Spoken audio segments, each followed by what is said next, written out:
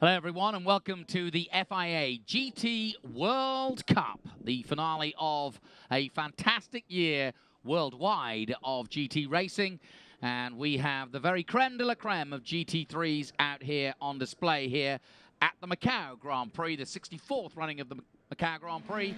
And as you can see, the car's already out on track. And in fact, actually, in a relatively unprecedented practice, we're going to give them a little bit more time on track. If you have been under a rock for the last 24 hours, then you won't know. But if you've been anywhere near the internet and have any interest in motor racing, you'll know we had crash, bang, wallop, what a picture for the GT racers yesterday, because it was an incredible race on lap 1, which involved pretty much most of the field. We only had 8 finishers yesterday in the qualification race, and therefore these fantastic supercars have been worked on overnight to a man. Everybody's had something done, and now this is their first, effectively, warm-up. So what's going to happen, as you can see, is that the cars have already left the pits,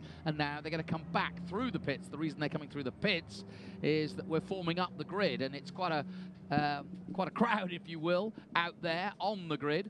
And so they are trying to basically shake down these cars, having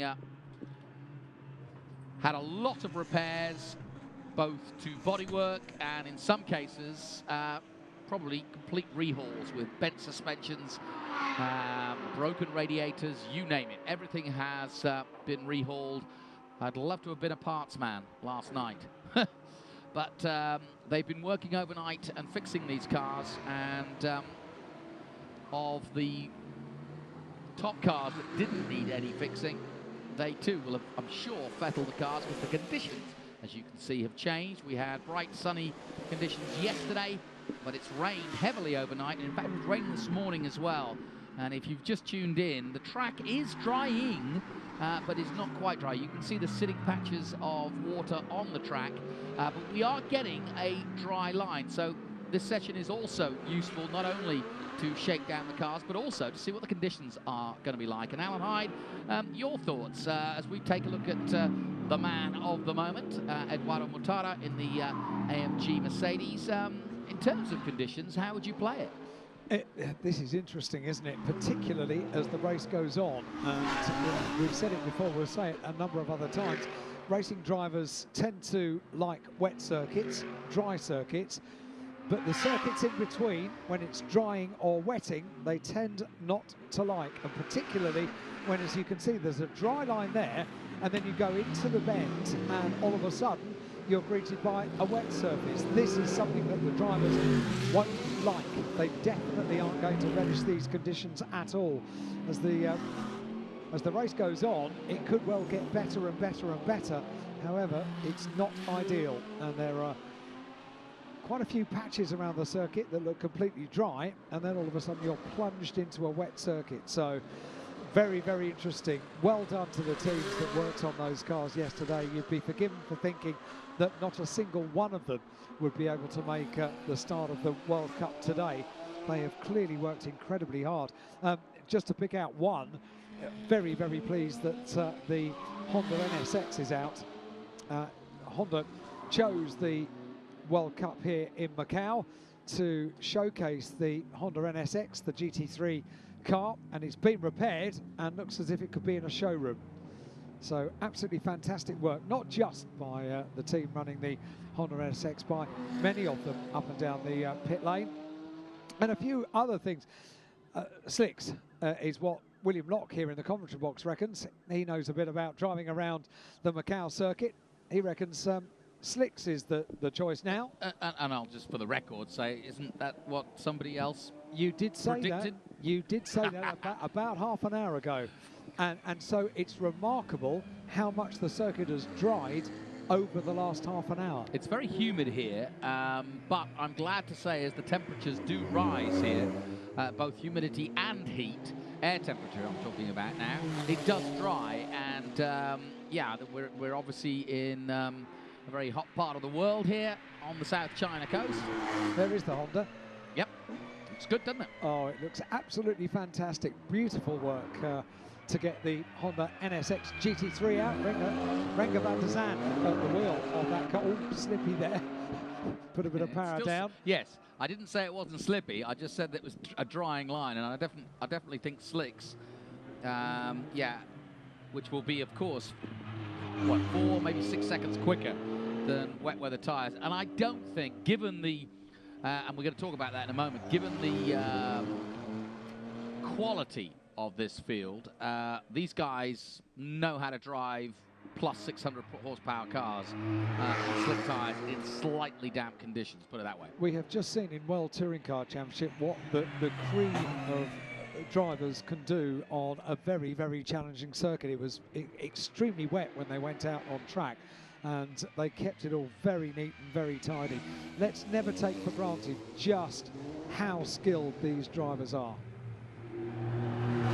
So let's talk about the grid, because I think if you've just joined us for the first time, and I know we've got a lot of viewers coming to this race here in Macau, around the world, probably after seeing the accident yesterday and getting some information of just how dramatic it was yesterday, and I assure you it was, and it really did throw the cat amongst the pigeons quite literally in terms of this strong field. But the real story is not the crash. It's more that this field and this group of drivers, especially given there's a wet race going on as we speak, and that's always one of the bigger GT races. To have a World Cup, though, the manufacturers have counted with their arrival of a huge contingent of cars from Mercedes, from Audi, Honda, as you've just mentioned, just going into the pits there, and it's Porsche are here, of course, and BMW are here.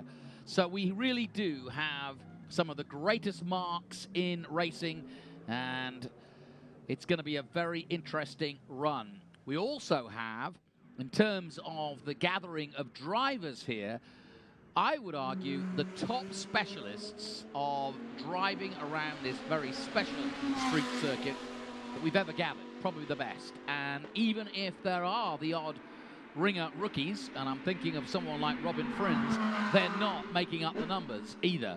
They are very, very competitive, and even the guys who haven't perhaps had the winner's laurels here at Macau are exceedingly good, and I'm thinking of people like Romain Dumas and a few others. Very, very world-class drivers. So I don't think I've ever seen a stronger driver lineup. And if you are familiar with how GTs works, you'll also be familiar with the bronze, silver, gold, platinum group of drivers, and I've never seen so many platinum drivers gathered in one place. So, well, speaking of gold, we've got the gold Audi on view now, and that's Robin Frintz, the rookie that you just mentioned, and he had to start the first time of asking yesterday right at the back of the grid after a brake problem in qualifying. Saw the car damaged, not able to get off the last couple of places on the grid.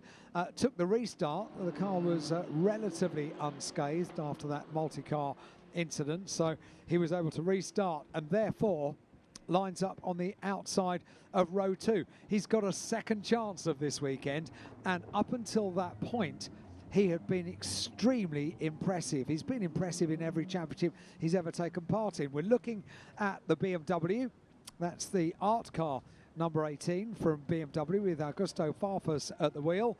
Delighted to be on the podium yesterday and to come through unscathed to take the runner-up spot. And Augusto Farfus starts on the outside of the front row of the grid. Talking of Brazilians, there's another one.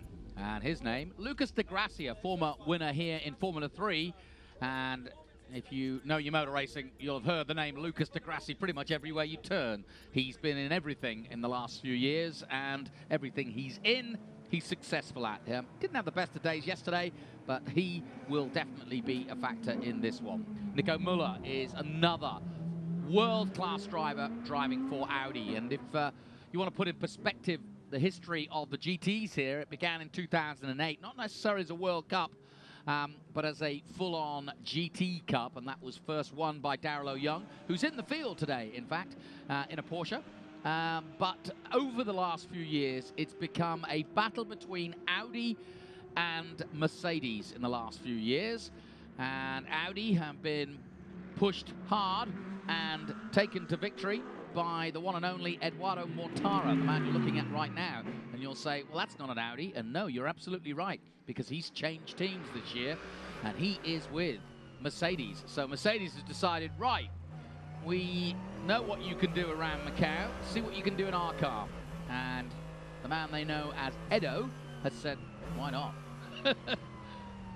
And last time out, he proved again, despite all the crashes, because luckily he remained unscathed, while everybody was having a pile-up, Mr. Macau, as he's called, went on to take his 6th win here at Macau. Coming out of Melco, look at that. You can see how much he's working the wheel, though. And this is one of the faster parts of the course, going down towards the Fisherman's Turn, just going down 2 gears, it looks like, there. And he's not up to speed quite yet. He's just flying his trade.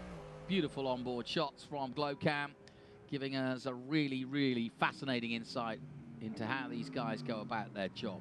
So the warm-up, if you will, continues.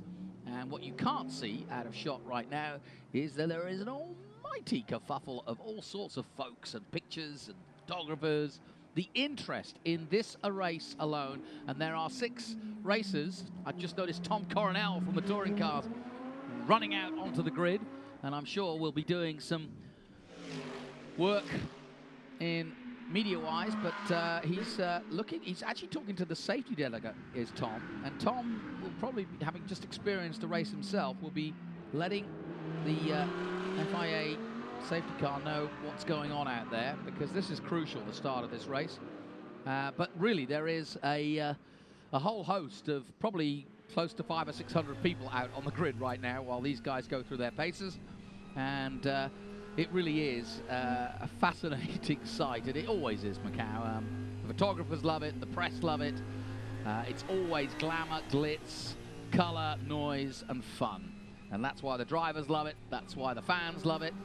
It can be a little bit precarious at times, as we see Augusto Farfus lining up, but here is Lucas de Gracia just looking in his mirrors.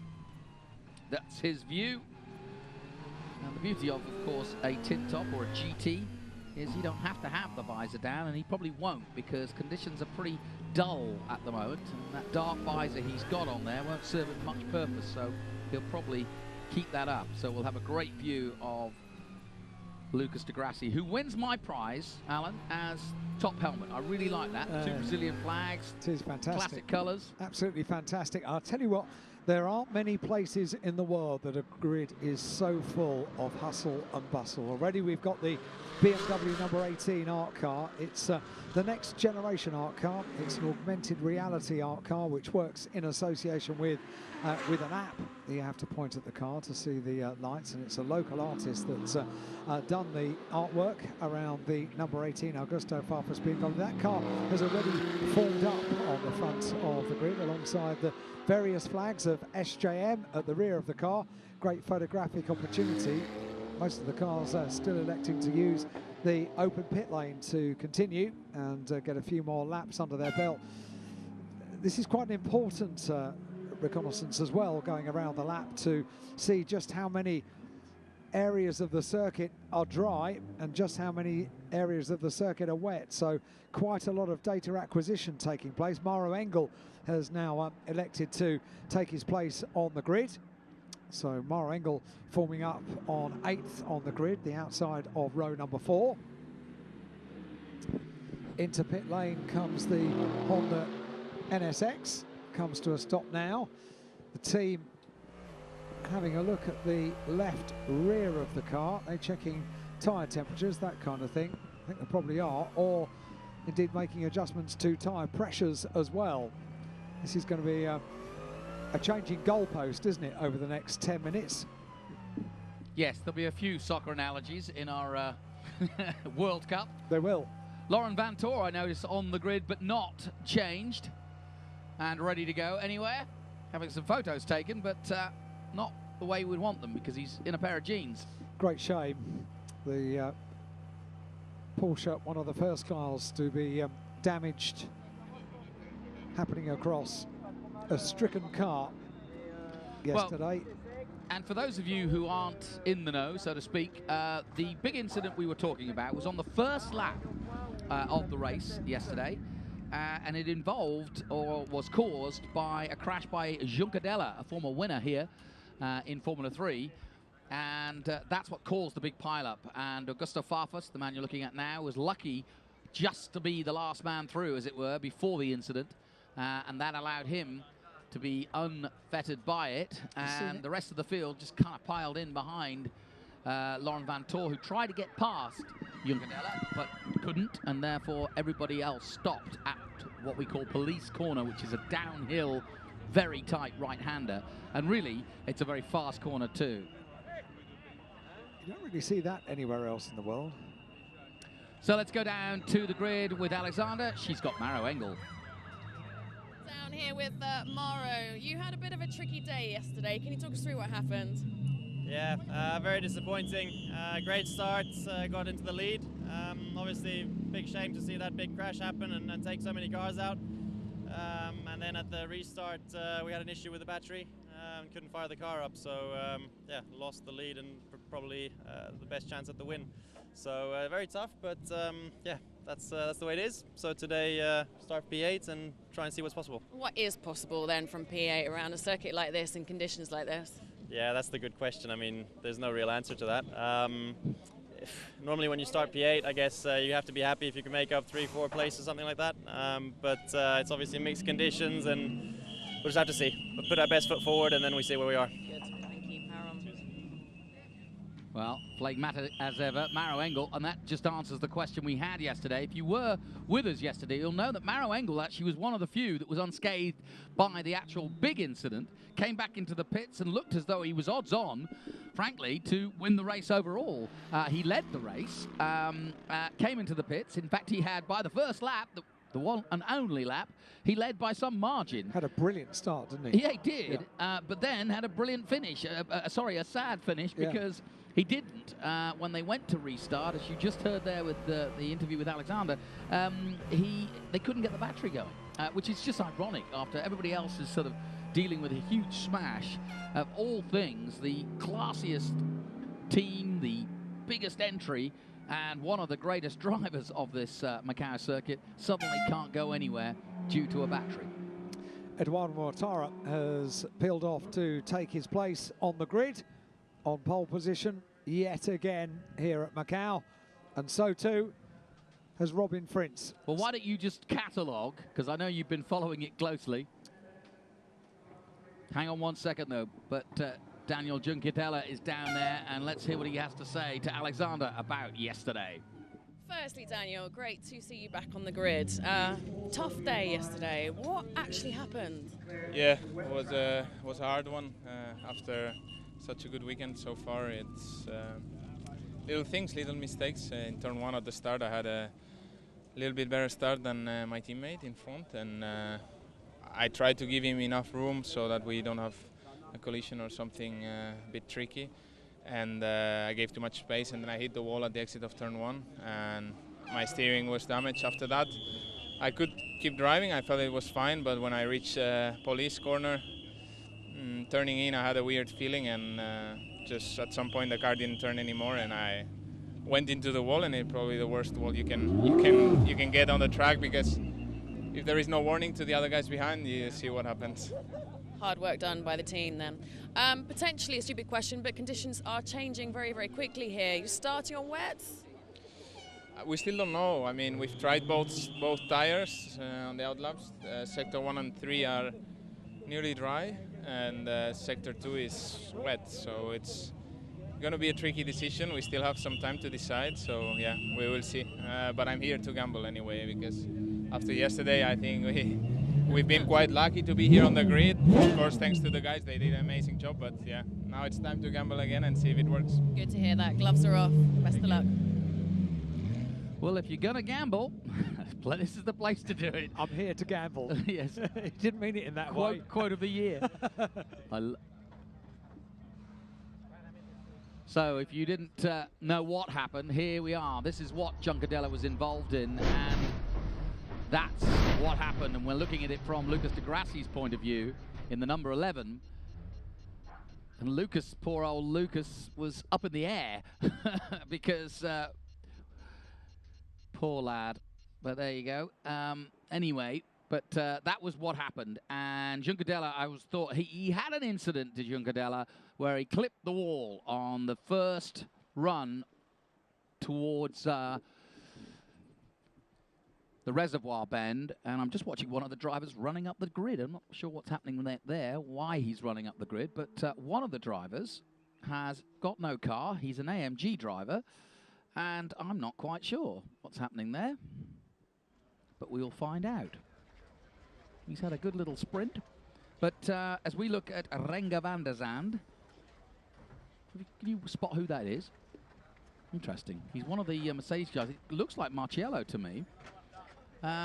Very interesting. Anyway, going back to Juncadella, yeah, he basically clipped the wall. There's Mortara. And I think it was maybe Edo Mortara who was running down the grid. It was, you know. Or he's talking to Mortara anyway. So lots of stuff going on as we take a look at the grid. But there are drivers each and everywhere at the moment. There's the driver I'm talking about to the right-hand side. He's just run up the grid, just behind this lady here in the black. And therefore, it is Mortara. It is Mortara. No, it's not. It's still trying to figure out who it is. Well, we just heard from Juncadella that the final decision, has yet to be made on tyres, and it's always going to be a compromise with setup here at Macau. Yeah, it is Mortara. It was Mortara. Yeah, and so Mortara is just literally, now he's got into his car, but a minute ago he was sprinting down the main straight for some reason. So anyway, back to the story. Let's talk about that compromise, because we've talked about the compromise of setup here at Macau anyway when it's in the wet. You've got even more of a compromise now, because he was saying that Sector 1 and Sector 3, definitely dry tyres. Sector 2, the long sector, pretty much the majority of the circuit, needs a wet tyre. What would you do? Very, very difficult to call this, and the clock is counting down for that final decision to be made. Well, let's go down again and hear from the Brazilian, Lucas de Grassi. He's with Alexander. Well, it's very, very good to see this gentleman back on the grid. What a day. And I presumably quite an incredible night for you guys as well. What can you do from back here? Well, it's an heroic job from the mechanics. really to put the car in one piece again. And really, I have to thank all the team for the effort. And from here, I don't know. We saw what happened yesterday.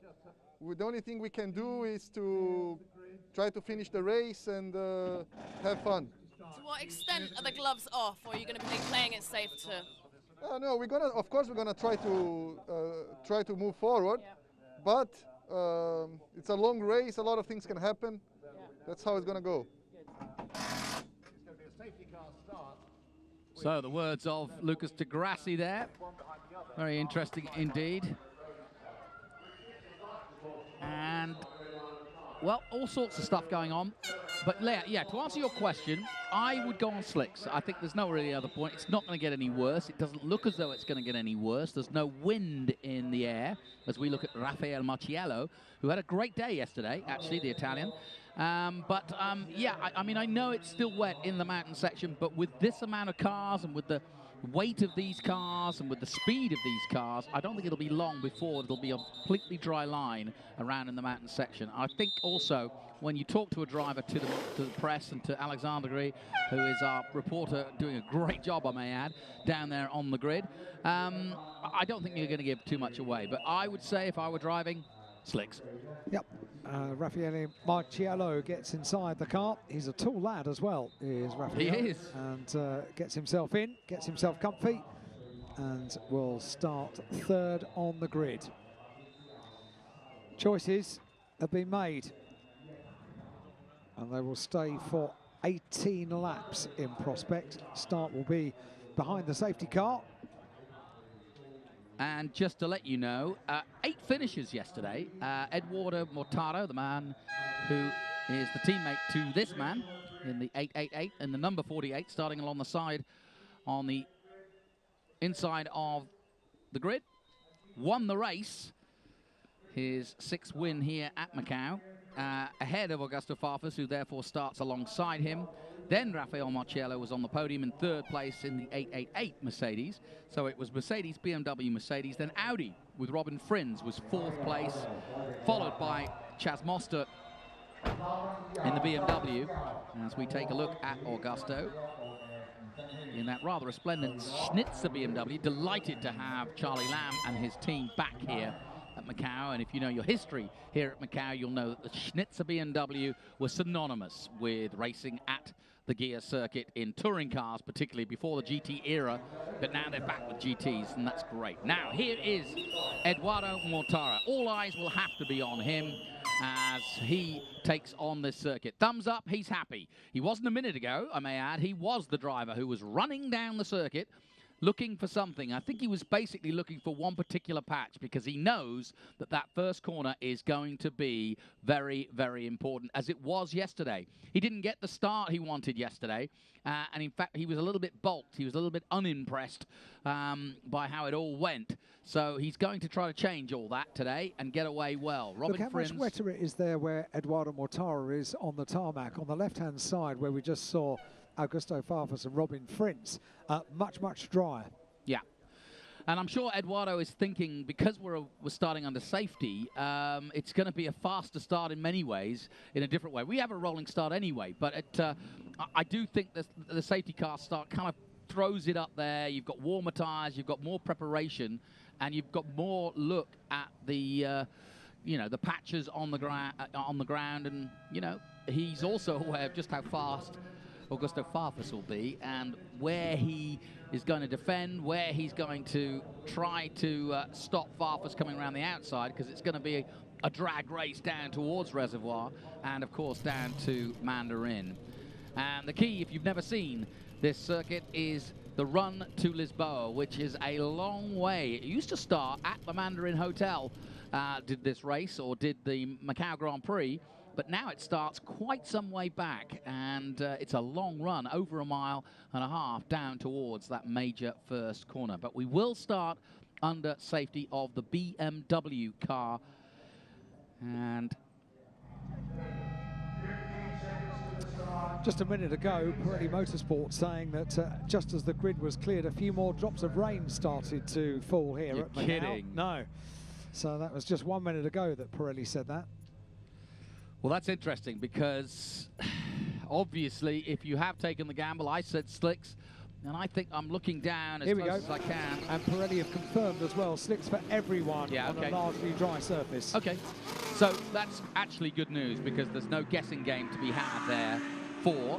And I do think that conditions, certainly looking out the window here of the commentary box, aren't going to get any worse. It might get a few drops of rain, but I don't think we're going to get a wet line for the race line. And as we say, we start this 18-lap race under safety. And it's going to be an interesting race. And I know that everybody is wary of how this track can catch you out, as we found out yesterday. Juncadella involved in a massive incident. But I think he just summed it up himself. He's ready to gamble in the city of gambling, the world's epicenter for the gambling world. And if you want to go on a fascinating holiday, come to the Macau Grand Prix, stay longer, stay in some of the finest hotels in the world, and throw your hand at a little bit of gambling as well. Why not?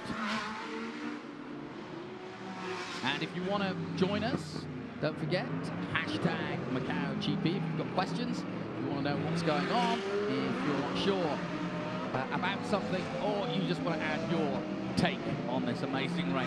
And we saw quite a few comments about that crash yesterday. It certainly got everybody's interest, that's for sure. And quite a lot of damage. And amazingly, it's amazing to see only 8 starters for the restart of that race as we go on board with Eduardo Mortara. Look at the concentration already under safety. But what he's trying to do now is, as you can see, moving the wheel a lot, but that's because he's trying actually to put some heat into the tyres, which are slick tyres and are dry tyres, but it's still a little bit greasy out there. So he'll be wanting to make sure that he gets as much heat into those tyres to defend himself from what will be an inevitable charge by Augusto Farfus. Now, and they'll be hoping that these pace laps behind the safety car are speedy pace laps as well to aid getting heat into the tyres. They really want to be pushing on these laps. 2 laps behind the safety car to get the race underway, and they are going to prove critical to getting heat into the rubber. Now, yesterday, Mortara won by 1.5 seconds ahead of Augusto Farfus in the Schnitzer BMW M6, and 2.7 seconds ahead of third place Rafael Marciello in the Group M Mercedes-Benz AMG. And as we said, you just heard from Maro Engel there a moment ago. Maro involved in what was the most awful situation for a racing driver, in that he was leading the race and ready to restart, and then the battery would not restart the car. Another safety lap now, as the lights on the BMW let us know that that is the case. The lights are on most of the drivers as they roar past our commentary position. You're watching the World Cup here at the end of the 2017 somewhat tradition now here at Macau, the 3rd week in November. As the season winds down, it's World Cup time, and the manufacturers come out with their best foot forward. And we really do have just that this weekend, with Mercedes, with BMW, with Audi, with Porsche, and in one case with Ferrari. Just, I say one case, but a good one. Rosenqvist, 3rd place in the Formula 3 and a 2-time winner. He is the only 488 Ferrari out there today. But my feeling is this is going to be a battle between Mercedes and BMW. That said, anything can happen at Macau, and probably will. So predictions are foolish somewhat. And I'm the one saying that, having made my prediction. But I think that's fair to say that even if there is total carnage again, one of those Mercedes, one of those BMWs will come through. And there is potential to have 3 different manufacturers on the podium as well. Robin Frintz is just outside, starting 4th on the grid, outside the podium spots. Augusto Farfus starting there in 2nd in the BMW, and of course the Mercedes of qualification race winner Eduardo Mortara just in front. So potentially we could have 3 manufacturers on the podium in the FIA GT World Cup. We shall find out. Well, if this is a clean race, the key is definitely tactically for Mortara to get ahead and get going right from the start. And for those chasing him, knowing his record, and it's very similar to the World Touring cars against Rob Huff in the previous race, which is everybody knows Mortara's record here. He's won 6 times now, and if you want to beat Mortara at Macau, you've got to get past him, and you've got to get past him before Lisboa, because if you don't do that, then it's going to be mighty hard to catch him, because he's fast, he's proved it, he's consistent, he makes very few mistakes, and if you want to beat... And there's Audi Sport getting ready for this race. Stefan Winkelmann in the jacket for Audi, watching on very carefully indeed, because of course Audi's blushes somewhat as Mercedes dominated both qualifying and the race yesterday, and Audi want to bounce back. And Robin Frins, who, let's remember, there's a great story here, started 17th because of a practice crash, but now lines up, and we know is fast, in 4th position. So watch out for the Flying Dutchman. Yeah, watch out for Robin Frins in the all-gold Audi. Also, watch out for Maro Engel from the 4th row of the grid. Got a brilliant start on the rolling start yesterday. And Augusto Farfus got an amazing start. Very, very quick off the line was Augusto Farfus yesterday. Let's see what happens when the pace car peels off. Here we go then. So the race is led by Mr. Macau, Eduardo Mortara, this year in an AMG Mercedes. Behind him, a veteran himself of this Macau Grand Prix, Augusto Farfus of Brazil. The safety car has pulled off, and now we are ready to go racing. He accelerates away. Mercedes, BMW, Mercedes, and Audi tucking himself up. Robin Frins as they go out of the last corner and down the main straight for the first time and into Reservoir Bend. Mortara with a good lead already. Maro Engel gets away well, but everybody safely through the first corner. And Mortara, though, glanced the wall, but that's typical Mortara. I don't think any damage done. And through they come. Oh, and a big, big slide by Rafael Marciello. He almost went completely round, as we saw Palmer do, and another slip and slide. And look at this, it's all going on. Drama indeed. And Farfus, oh no, Farfus has lost a place. Robin Frins will try to come past him, but that was good pressure by those chasing, and Rafael Marciello involved in 2 big incidents there. But amazingly, it's now Mercedes 1-2, and the damage to the BMW. The M6 is damaged from the rear of Augusto Farfus as Darrell O'Young gets away well and is already up to 6th place. Drama indeed, Alan Hyde, at the start of this one.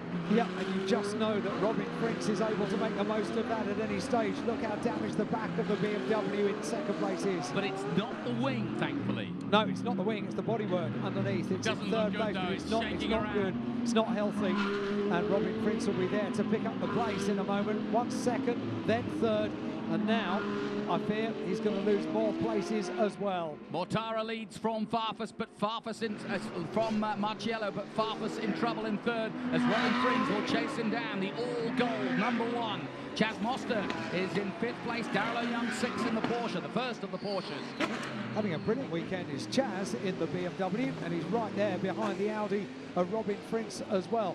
You just get the feeling that Robin Frins wants the road to open up. It will do soon once they finish the 2nd sector, the middle sector. And look at Darrell O'Young trying to hold off Yoshimoto and Engel. Maro Engel on the fly at the moment and going down towards Donna Maria for the first time. Through the very, very dirty tarmac of Donna Maria. It was treated after the first race in the morning, one of the support races, local touring car race, up towards the Melco hairpin they go. Look how Maro Engel is all over the back of Nico Muller's car as they go round the Melco hairpin. Thread their way down to the final sector. Oh, sparks flying up and slip sliding their way through. There's Lucas de Grassi in 13th position. And what a great start from Eduardo Mortara. And look at the lead. The mighty Edo has pulled out here as he crosses the line. An incident involving both car 18 and 88. That's, of course, 2nd place Marciello, and Farfus is under investigation. And I'm not surprised, because I think Marciello may well get in trouble for that one. They cross through the start-finish line again. A beautiful sight, a beautiful sound here. But Mortara laying down the laps quickly here. 2:37.3. That was an amazing first lap because everybody else is in the 2:39s, 2:40s. But Mortara, as I kind of predicted, is in a world of his own. If you let him go, he unleashes the horses that are underneath that AMG Mercedes. And, oh, look at this. Oh, Darrell O'Young gets Maro Engel alongside him and tries to defend, but Engel tries to push him out the way, literally, and Yoshimoto has lost the place. But this is a real battle, a four-way battle, and the VLT Porsche of Darrell O'Young, who has had a mighty career of racing this Macau circuit, so knows how to defend here well, but he is against one of the world's top drivers in Maro Engel. The huge challenge here for the likes of Maro Engel is as soon as you pull out to make an overtaking manoeuvre, you're on wet track. That's exactly what he's done now. There's going to be a mighty crash here in Solitude S's. Maro pulls out thankfully, but here is Darrell O'Young under massive pressure, and Maro is not playing it safe at all, and in fact is going to get himself in trouble if he's not careful, because Darrell O'Young is not a man to be trifled with here at home in Macau. And I say at home, he's from Hong Kong, but this is his backyard. He knows how to win here. He certainly knows how to defend here, and he doesn't give a jot about Maro Engel's reputation. He just knows that Macau is a place that he likes to succeed, and Maro Engel isn't going to muscle his way through at any time soon. The two of them very, very lucky to get away with that, and everybody pursuing as well. Absolutely fantastic stuff. Maro Engel is driving so determined to get past the Porsche at the moment. There is no way through. Well, he can't pass now because it's a full course yellow, as it always is here in Macau, but they'll line up to try to get past Darrell, who definitely isn't going as fast and didn't have the pace. Remember, the grid is somewhat skewed. Darrell did not qualify in the top 10. Maro Engel was very much in the top 10, so Maro is quicker than Darrell O'Young, but of course, because of the shenanigans yesterday, Darrell has got a better start from grid position-wise, but now Maro Engel will line himself up as they come towards, look at this, passed already as he goes into Fisherman, and that's how easy it was when he got some clear road. Engel makes up his place, but he's been held back and bulked by the Porsche, and now the Audi wants to get past as well, and Darrell's a sitting duck, unfortunately, and the VLT man is trying to do his best. He's racing too, remember, and Eduardo Mortara increases his lead over Farfus by 6 seconds now. The good news is that Augusto Farfus in the BMW, the car doesn't seem to be too hindered. 2:39.229 on that lap by Augusto Farfus. So despite the fact it's not quite as pretty from behind the BMW as it should be, it seems to be going in the way. Yeah, and there's another BMW on the run. And look at this, lights flashing everywhere here as Maro Engel's pulled away significantly here. And Daniel Juncadella is up to 8th position in the green and grey. There you just saw him flashing through your shot. He's back into contention. Marco Whitman's gone up to 10. And Rafael Marchiello has pitted. Now, was that because of the incident? No, it's still... Incident involving cars. No further action. No further action. Now, so that's a problem then. So Marchiello's had some sort of... well, there was contact. Yeah, he's out of the car. That is over. Yep, there he is, and yeah, that car is puffing. Oh, well, I don't need to tell you, that is a mess. He got hit in the front, and I think the radiator's completely kaput, and so you might say in Germany, and the Italian, having had a great run in his debut of GTs, is out. So one Merc down, and the field continues. It's Eduardo Mortara by 6.5 seconds from the Brazilian Augusto Farfus. Robin Frins is in 3rd place, and Frins' last lap, 2:39.4 on the pace and given some open space. Who knows what he might achieve, but look at Nico Muller, mullering his way into trying to make Darrell O'Young make a mistake. One thing I will say for Darrell O'Young, he doesn't make that many mistakes, and he certainly won't be pressured into a mistake by those behind him. He knows what he's doing here. He's done it all before, and he's done this sort of work himself while chasing others here at the Macau Grand Prix. He won here, as I said, in 2008, and he's won multiple times in a Porsche here. It's getting an awful lot of coverage as well around the world here, and that can't be a bad thing with the sponsors all over the car. Down from the Malco hairpin they come then. Eduardo Mortara, Augusto Farfus, Robin Frins, the 3 podium positions, 3 different manufacturers on those 3 podium steps with 14 laps to go. Just trying to look at the incident involving 18 and Marchiello 888. I think I agree with the with the stewards on that one. I don't think there was any need for any further action, and it doesn't matter anyway now, as he's already out of the race. Another lap completed then. Juncadella made up a place over Nico Muller in the Audi just then. Oh, look at this. The Honda's in there as well, just behind Nico Muller. First time we've seen Renger van der Zand in the Honda NSX, starting to get a little bit racier than before, and he's definitely in a race of his own for sure now. Marco Wittmann also, but look at that lap by Maro Engel. Now he got some clean air, he is flying. He's 4 seconds quicker than the leader of the race, Eduardo Montaro, so watch out, Maro is on the hunt. Honda on the outside of the Audi, can't quite turn it in. That was a squeeze, but the Honda gets away with it. Very good news indeed, and Chaz Motzer is still there in 4th position. Maro Engel is 5th, getting ever closer, was 2.1 seconds behind the 4th place car at the conclusion of the last lap. Well, and of course Chaz Motzer was probably the slowest, and I don't mean that rudely, but in this field that's nothing to be unproud of, because Macau is a challenge at the best, but in terms of the overall qualifying times, Motzer was not anywhere near as quick as Maro Engel, and I think Engel will be right on him right there very quickly and up and chasing Robin Frins. Now, Frins will be a different game. On the previous lap, he was quicker than Augusto Farfus in the BMW. 2:35.456 and a 2:35.601 for Augusto Farfus. Amazing. He's going brilliantly. Oh, more bodywork is peeling its way off the BMW M6 now. And aerodynamically, that's not going to be working well for him, especially. It's not ideal. It's not ideal at all, and that won't work anywhere, whether it be the mountain section or down the main straight. So I think Augusto is a sitting duck at the moment. Yellow flag at MP12. Do you know, remarkably, it's not slowing him down. In the first sector, he put in a personal best on this lap, 25.397. Eduardo Montaro completes sector 2. Oh, what a big crash, and this time it's Lucas de Grassi, and he's out of the car, and he's clearly wanting to get out quickly. He's in a precarious position. Lucas de Grassi out of the World Cup already, and the safety car is out. No further action, as we said in that incident involved, but sadly no further action also for the mighty Lucas de Grassi, as he is out of the Macau Grand Prix at 13B. Interesting. If we've got a safety car, the field bunch up. Maro Engel, who is incredibly quick lap after lap. This could be interesting for the restart. Poor old Edo had got a 6-second lead. Farfus is still here. Frins is there. And Maro Engel was just about to overtake Motzer, and I absolutely predict he will on the restart.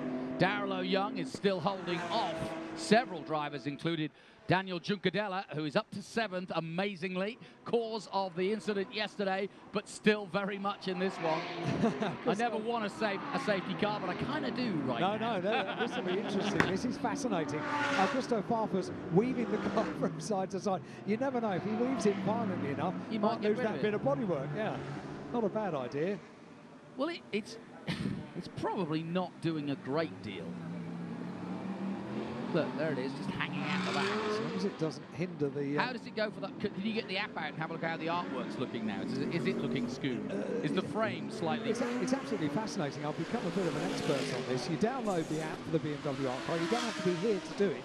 You can also download the markers to see what happens and print it out from the app. But, yeah, the likes of the artwork by Chow Fai. If he's lucky, he might shake that off. That's a lot of bodywork that's now high in the air, isn't it, on Augusto's car? Yeah. Oh. And there's Maro Engel in the Group M car, and of course this is a massive race weekend for the Group M team. I saw Tim Sugden, who's also a Group M driver here in Asia, and they've had much success here, and as have Mercedes and Audi, and of course, and we forget that sometimes. This is a World Cup, but here in Asia, yeah, now you really see it. You know, he might have to be careful if the lights are affected, the brake lights are affected. He might be called in for that. Yeah, might have something to say about that. It's now a big enough bit of bodywork that if it flies off, it could really hinder everybody else. That's what safety and Charlie Whiting and the rest of them. Now, the problem with having a safety, having a car like Lucas de Grassi where it is, and that is right in the middle of the mountain section before they come down Palio, is that there's no crane there. They have to get a flatbed out there, which therefore means we're going to be under safety for, I would argue, certainly the rest of this lap, if not another 1 or 2 laps possibly, which, well, won't make any difference really to the leaders, but could make a little bit more time consuming and therefore more of a sprint race to the finish. Charlie Lamb, there he is on the right-hand side or in the middle of the shot there. Directing operations. Directing operations and wondering what to do and what to do about Augusto Farfus. But Farfus can do nothing but keep circulating. Yeah, there really isn't anything that can be done, is there, from pit lane or anywhere? And of course, race direction giving us a bird's eye view. Here's another look at, whoa, the crash from Lucas de Grassi. He just went sideways and went from one wall to the other. Black and orange flag for Carnival 18, Augusto Farfus. No. We did rather fear that may happen. Yeah. It's a huge bit of bodywork that's high in the air off the back of the BMW. That's a real shame, but I tell you what, it means that Robin Frins can now attack Mortara and Engel, and I don't mean to be rude to Chaz, but I think he's out of this battle anyway. It does mean that Mauro Engel can get closer to the podium, and we could have an almighty battle between Mercedes and Audi, as we kind of predicted at the beginning of the weekend. Augusto hasn't got the message yet, that he's got the black and orange flag. Well, I think he'll peel off. I think two things will happen. I think by the time they go past the de Grassi incident, they will have got the flatbed out there, and they should have got him on to a way out of here or dragged him out. They've had a great process of putting these dollies down, and in fact, this is how de Grassi shunted. Here he is going into solitude S's, and does he tap the wall? Here we go. Looking good for now, but then it all goes horribly wrong here. Just a little tap, just a little rear tap, I think. And that really is why we get so excited about this circuit, is because that was pretty innocuous as an accident. You know, he's one of the world's finest drivers. It didn't look much, but just a touch like that, and it's all over in a second. And he really was just a passenger within seconds. Oh, car number 18 under investigation for not respecting the black and orange flag. It's Augusto Farfus. It's the World Cup. He's just been given a yellow card, that's all. He's playing on, and shouting at the referee is all he's doing. It's only a tenuous amount of bodywork that's keeping the back of the BMW on at the moment. The good thing is they're not racing. As long as he doesn't continue to race, then I would have an issue with him. If he restarts, then yes, I would have a fair word with him. So disappointing. But he is a feisty Brazilian, as our Augusto. He doesn't like to be stopped when he's racing. Incredibly quick driver, incredibly successful. He's been in DTM with BMW since they rejoined DTM in 2012. Yep. Good DTM driver. But unfortunately, Macau is not so quickly. They are there, but I think we're going to get another lap, as I said. So I've still got plenty more laps to go. Yes. We don't need to worry. 11 to go. I never said anything about worry. You don't worry. I think my excitement button has been hit a few times. I'm not sure Eduardo Mortara is going to be worried either. I think he's going to be well worried. He had this race in the can. Are you kidding? Yeah. Now he's got to do it all again. He has just been exemplary at these rolling starts, hasn't he? Yeah, that's true. And he's got to have a brilliant one this time, because they are gunning for him, quite literally. And if they're going to beat him, I've said it right at the beginning, they're going to have to do it in the opening couple of laps, because once he's gone, he's well gone. So, Eduardo Mortara, Augusto Farfus, Robin Frins are the top three as they thread their way through the Macau hairpin. Down they go, still under the control of the BMW safety car. Now, we're expecting the number 18 damaged Schnitzer BMW M6 of Augusto Farfus, who has been given the black and orange flag, and that indicates that you need to come in because the car is not safe for the rest of the field. And he should come in, and again, we will be doing the other lap, another lap again under safety. And here comes Augusto. So sadly, respecting the flag now. I will send Alexander to go and have a word with him. Good luck. Well, the BMW Motorsport director Jens Marquardt is here in Macau this weekend. to see the 4 BMWs that have entered the FIA GT World Cup. Now, of course, they can get him back out if they can put the rear back on. All Or right, take so it that's off. it. Now, okay, he's lost very little time there. So good work. Well, I say good work, they just ripped it off. Good work. It'll be fine. It hadn't hindered. He was still putting in very, very sensible lap times, wasn't he, in the BMW M6? So Augusto can quickly catch up to the tail of the train. However, it will be at the tail. And in the words of Monty Python, I'm all right, it's just a flesh wound. It is. And away he goes. So Augusto Farfus now with quite a bit of work to do. The circuit drying out. I was just having a look at Twitter actually with people tweeting with the hashtag Macau GP. I saw 1 or 2 people saying that there were spots of rain around the circuit as well. So we need to keep an eye on the weather as well.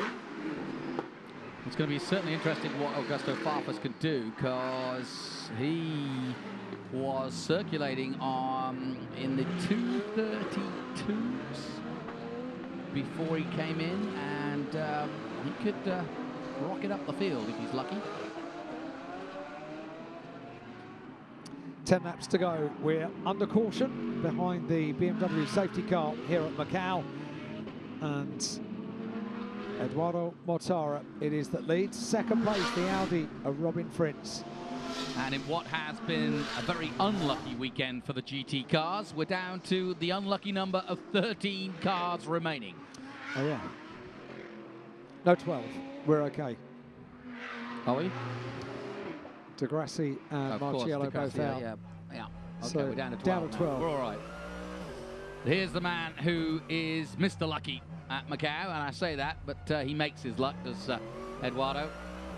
He's been immaculate every year. He won brilliantly in Formula 3, brilliantly in GTs, and he continues to do so. And I think he will continue to do so for quite some time. And as the bosses of Audi watch on, we watch on with them. And I think Mortara might just come back into his beaten Huff's record of 9 wins, don't you? I think you're right. He's giving himself a treat behind the safety car. He actually allows himself to blink, which is not what he does when he's under race pace. So it's probably quite a nice moment, trying to keep as much heat in the tyres for Eduardo Mortara. But his concentration is absolutely fascinating. We were watching yesterday. Doesn't allow himself the chance to blink until he's at the right point of the circuit to just do that. The utter focus and concentration that Eduardo exhibits. A DTM driver for many years, Eduardo Mortara. He's been runner-up in the championship as well. Now, here we go. The safety car pulls off. The green flag is being waved in front of our commentary position, and that means that Eduardo Mortara leads this race, and there is the golden sight of Robin Frins, the fast Netherlander, making his debut here and making a name for himself here for sure, and ready to try to see if he can do anything about Mortara at the restart. Here we go, folks. It's the World Cup, and we're down to injury time.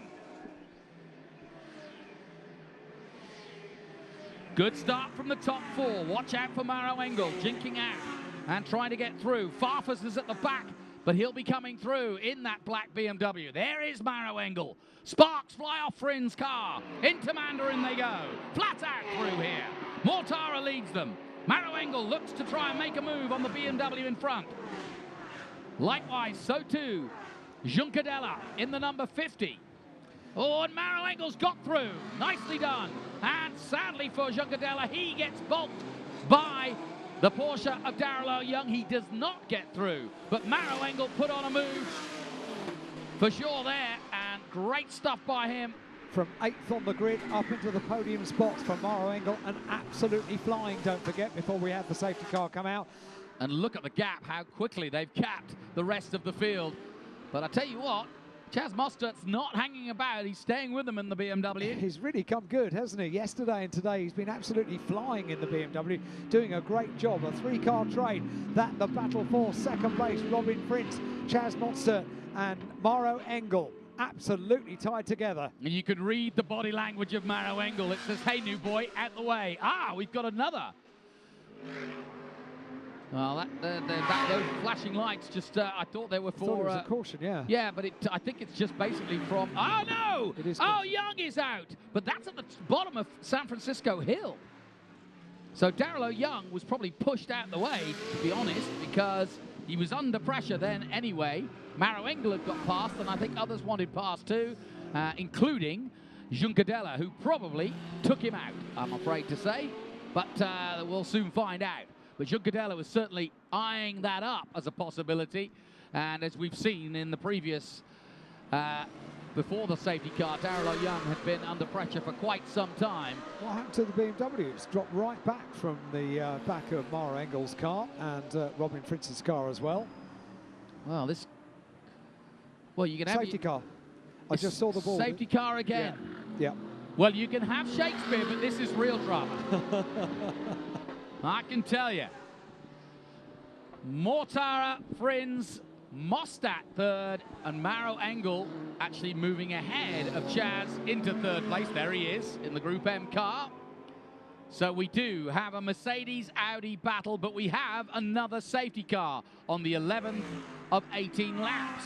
This restart is going to be very, very interesting. I know we've only just gone on the safety car. It is going to be for Maro Engel, because he's not going to have the BMW to deal with. Precisely.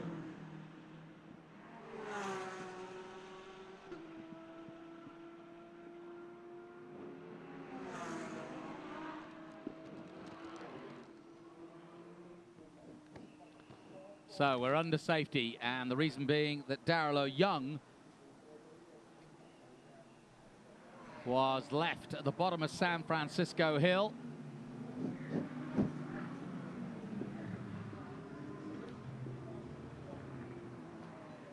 So the field slows down again.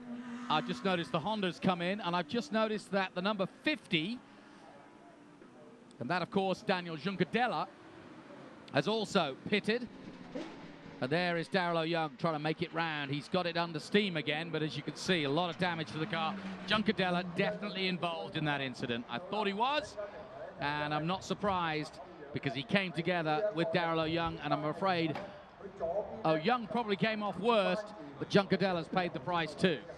Fair bit of bodywork damage that needs to be repaired on that car as it's down in pit lane, while the rest of the field are under caution, behind the control of the safety car for the second time.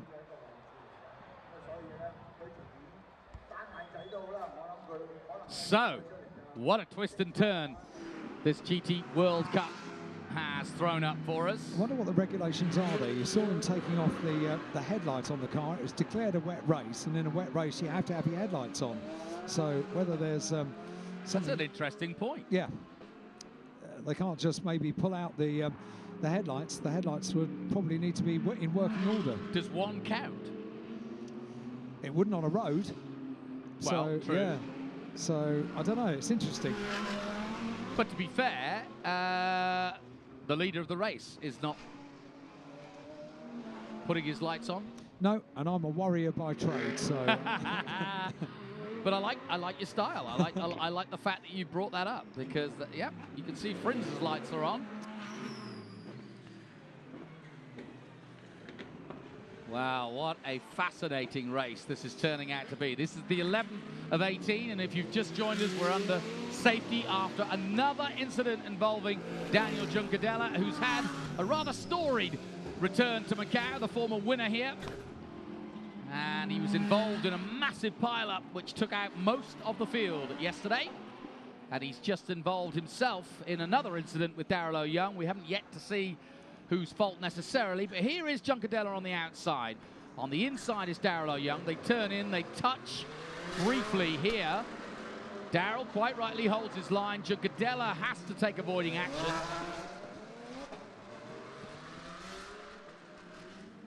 And that was the Lisboa corner, but the incident was at San Francisco just after that.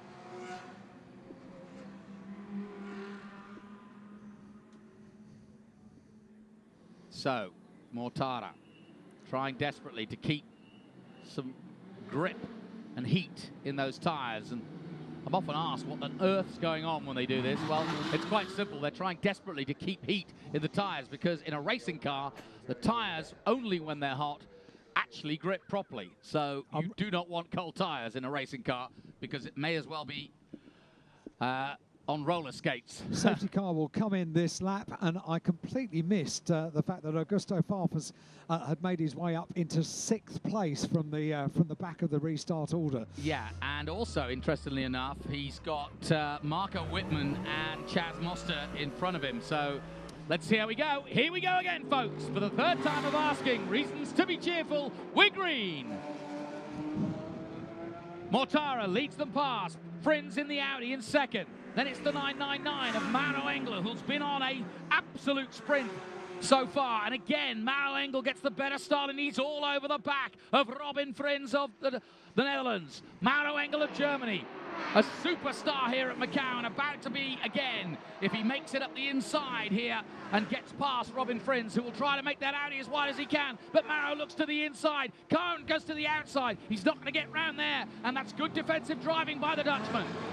Very, very and a touch there as the BMW of Mostert comes alongside him, and it's all sorts of mayhem again as Farfus pushes his way through in the other all-black number 18 Schnitzer BMW. There's not room for all of them at Hospital. Surely not. Farfus is going to try, but he's not going to make it. Absolutely fantastic side-by-side stuff with the BMWs. Double DTM champion Marco Whitman and Augusto Farfus once again side-by-side, and makes the place stick. I've never seen anybody take at Maternity Bend, but that was the mother of all overtakes. Brilliant stuff. I think it's fair to say that Augusto Farfus is on it now. He's yeah, he is absolutely. Oh no! And another incident, but it may not bring out a flag. It's a smash against the wall, and it involves one of the BMWs, and I think it was Mostert, possibly Marco Whitman. But wow, it's all going on again. And meanwhile, amazingly, I thought Mauro Engel was going to make the move on Robin Frins, but he just couldn't get past as they go through Donna Maria again. He can't overtake here, and he'll just have to wind himself up. Here's another look at this overtake by Farfus, and the reason was the 91 of Marco Whitman just went a little too wide at Maternity, lost a little bit of impetus, and then it was Chaz Mostert who definitely hit the wall. And wow, catch your breath, folks. In goes the number 2. That's Nico Muller. He's out with his R8. But meanwhile, Mortara is up and running, and with a significant lead. Mortara unaffected by any of the shenanigans going on behind him. And now Mauro Engel winds himself up for another go. 13 laps of the 18 completed. And as he does that, how has it even happened that Augusto Farfus has got himself back up to 4th place? Well, it's tremendous. Absolutely fantastic stuff. He's been for a pit stop, had a cup of tea, come out, and he's still in contention. I did mention that BMW Motorsport boss Jens Marquardt is over here in Macau. I wonder what he made of side-by-side BMWs through Maternity. Interesting. Well, it's a German fest, as we said. It's Audi versus Mercedes. And Mercedes won a 1-2 for sure. And Robin Frins is going to try as hard as he can to hold off the mighty Mauro. Whoa. Into Maternity Bend. And this is where Farfus made his move, but only because of a mistake by Marco Whitman. Then Mostert threw it into the wall just after the Solitude S's. Mortara continues to lead the gap. 1.9 seconds to this battle for 2nd and 3rd. Have I mentioned before that Robin Frins has never been to Macau before this weekend? You wouldn't think it. You'd think he lived here. You really wouldn't think it. He wins in everything he does. He wins championships year after year after year. Was a Formula 1 test driver for Sauber. Didn't get the opportunity to become a Grand Prix driver. Great disappointment. And I think it's Formula 1's loss that Robin Frins never made it to Grand Prix racing. I'd never met Robin until this weekend, and I met him thanks to you, Alan, and we had a quick chat, and you talked to him about his crash, and that was because of ABS, and that was why he was down on 17th place to the start of this race at the weekend, because he had an ABS fault and effectively went straight on, which caused his accident, which knocked him down during the practice session. I shook his hand and said, nice to meet you. I said, do you like Macau? He said, he just smiled, shook my hand again and said, I will promise you entertainment. And that is exactly what has happened. Here he goes. The gold machine of Robin Prince has pulled away a little bit from the very, very quick Mauro Engel in third place. Eduardo Mortara, 12 laps in the book, 6 to go, coming up towards the line. Can't we extend it another 6? It would be very nice if we could. Coming up to complete 13 laps in the book. Fastest lap goes the way of Robin Prince. 2:23.6. Brilliant. Mauro Engel, though, is right there, just 2/10 behind him. And talking about 2/10, it's 2/10 to watch. Robin Prince, have I mentioned that he's a rookie here at Macau? He is no longer, I'm afraid, after what he's gone through this weekend. He's an absolute veteran. Yeah, look, Mauro's flashing the lights. I wonder why. But he's too far back there. Maybe Robin hadn't noticed him. Robin is through Lisboa, and he's got an advantage over Mauro Engel, and is doing his level best to bring down the gap between himself and the race leader, Eduardo Mortara. All three of them now in the same picture. Here's another battle, and Giugadella is back out, having got that damage car, the number 50 that is. He's in 9th position at the moment. Meanwhile, Mauro Engel pushing on now. It's amazing that massive, I say massive, but the bigger car, which is the Mercedes, looks almost dainty around the mountain section, doesn't it? It's amazing, absolutely amazing car. So now, is that Mauro's skills, or is it also the way the setup of the Mercedes is, I wonder? Be interesting, because we talked about the compromise setup, but look how the circuit is getting drier and drier. It was this section, the mountain section, that they were saying potentially you could use wet tyres. Well, you couldn't now. It's pretty much dry. Absolutely dry, yeah. So, this race is hotting up nicely. An 18-lap World Cup, and we are in injury time, but are we going to penalties, I wonder? We shall see. 5 laps, including the one they're on. Look how close they have got to Mortara in this last lap. I think Frins is going to put in another fastest lap here. There's Farfus. Farfus in 4th place of all things. And he could still make the podium if these two get into a fight. Which would fastest lap, 2:23.6 last time out. Be an exceptional story, wouldn't it, if Augusto Farfus could do something and finish up on the podium for the 2nd day running. He's right there. Mauro Engel has got a button which automatically flashes those lights, hasn't he? And he's using it quite a lot. Is it called his finger? But it's not close enough to Robin Prince. And a 2:22.5 from Prince, but a 2:22.4 from Eduardo. Anything you can do, he can do better. Overall fastest lap for Eduardo Mortara, 2:22.429, 2:22.472 for Mauro Engel in 3rd place. We are really getting a masterclass of mastery here from the greatest GT drivers in the world at the hardest circuit and most challenging circuit in the world as they swap fastest laps. Last time out, Mortara, who we on board with now, did a 2:22.4, the fastest lap of the race, reacting to Robin Frins's fastest lap, the previous lap. And having said that, he was only a 10th quicker than Frins, and Mauro Engel almost identical pace. He too on a 2:22.4, faster than Frins, but equal almost with Mortara. It's incredible. This is wonderful onboard footage, isn't it? Eduardo Mortara threading his way. And that's the right expression. Threading the needle of this massive AMG Mercedes down the hill towards police, where all the drama was yesterday. Into 1st gear there, up to 2nd. Down to 1st again. You can see on the dash where his board is changing.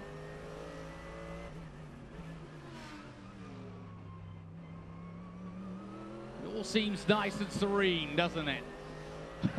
It's nice when you're out front. Yeah. Clear view in front. And that was a joy, being on board with Eduardo Mortara. Time running out then. There's Farfus. 3 and a bit laps to go now. Robin Prince in 2nd place in the Audi. Well, amazingly, Chef Mostert, who was involved in that incident of pranging the wall, you know, there are two crashes at Macau, the innocuous ones that take you out and the ones where you get lucky and live to fight another day, and that's what happened with Mostert, because he hit hard, but he's still there. Yep, and BMW 4th, 5th and 6th with Farfus, Mostert and Wittmann. So another lap completed and another brilliant lap by Eduardo Mortara. Although, having said that, Engel's gone even quicker. A 2:21.4 from Mortara, a 2:21.3 from Engel, and Engel is flashing his lights. And that Mercedes wants bad past the Audi. But Verstappen Dork technique is not holding back either. Here comes Maro.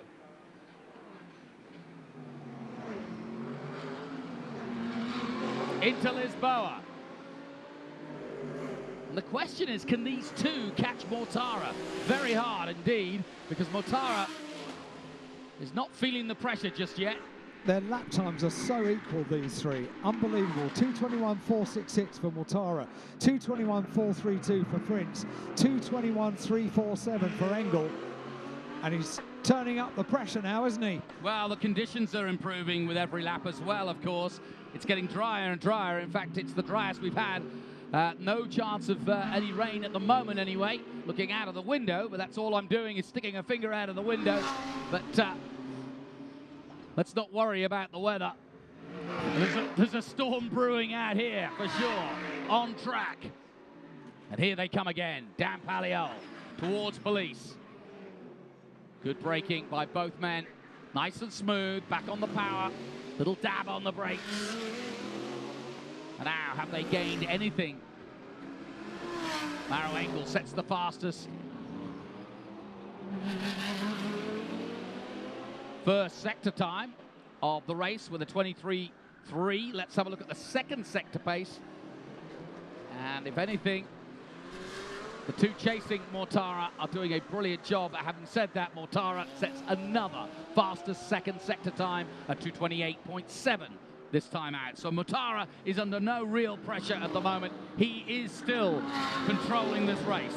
We saw a similar kind of battle earlier on in World Touring Cars where pressure was being mounted for the final podium position, and Tom Chilton in 4th place just wanted to force an error, and Robin Fritz at the moment is not putting a wheel wrong, with Maro Engel flash, flash, flash of the headlights to let him know he's there, but he's completely unbothered to the extent he just puts in the fastest lap once again. But 2:20. they're going a second quicker than they were 2 laps ago. Better and better and better the circuit gets as it dries out. 2:25.37 on that lap for the Audi and Robin Fritz in 2nd place.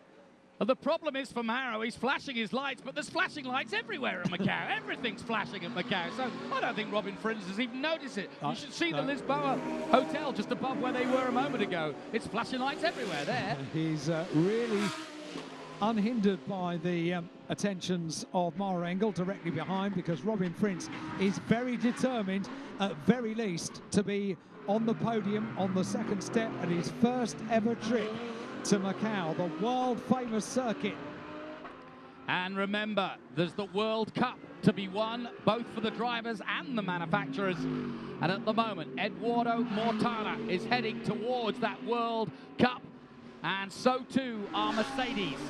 It's Mercedes versus Audi, and in terms of the manufacturers, that's what they want most. It used to be an aggregate of the first 2 cars over the line, but because we have entries like one Ferrari, you can't do that.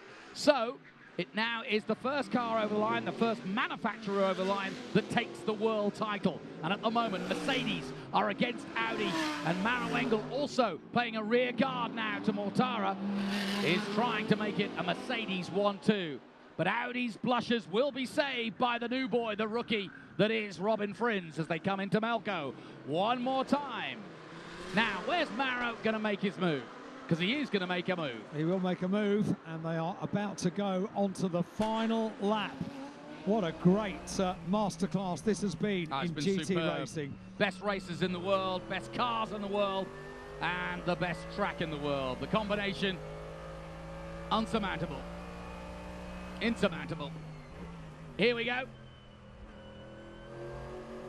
Beautiful shot Down the main straight they come. We're looking back from Mortara. He's got clean air. Engel puts in the fastest lap, 2:21.96. The gap between Frins and Mortara down to a second. Here we go. Maro Engel's got to make Mandarin count. He dives through it, and look at them right on the ragged edge as they head towards Lisboa, and flash all he will. Robin Frins isn't budging, because he in turn is closing up on the back of Mortara for this final lap as well. This is going to be absolutely fascinating. All three turn through San Francisco together. Up the hill they go. They're all glued together. This is an amazing finish to what has been an amazing weekend of GT racing. Mercedes, Audi, Mercedes in fourth place, as though it mattered anymore. Augusto Farfus in the BMW. It does to him. He's fourth at the moment. He got ahead of Chas Mostert, who's still circulating. Marco Wittmann is sixth. Seventh is Dumas. Roman Dumas has come from nowhere. He's in seventh place, and Juncadella, having been in the pits, is eighth. We are down to 9 runners, and the last one of but least is Yoshimoto in the number 77 Porsche. That's how many finishes we're going to have, but who is going to win this race? Well, it looks like Mortara, and there's been no doubt since the very get-go of the weekend that Mortara would be there or thereabouts. He won the first race by over a second ahead of Augusto Farfus, and then Farfus got into trouble while still in second place with damage to his car and was given the flag to come in, which ruined his day. He got back out, and he's going to finish fourth, which is still a pretty impressive result. But as we come down to the Melco hairpin for the last time, Eduardo Mortara is going to make it 6. And now 7 wins here at Macau. He won yesterday. And yes, Robin Frins might flash the lights and Maro might do the same, but I don't think Edo's looking in his mirrors right now. He's got 1 corner to go.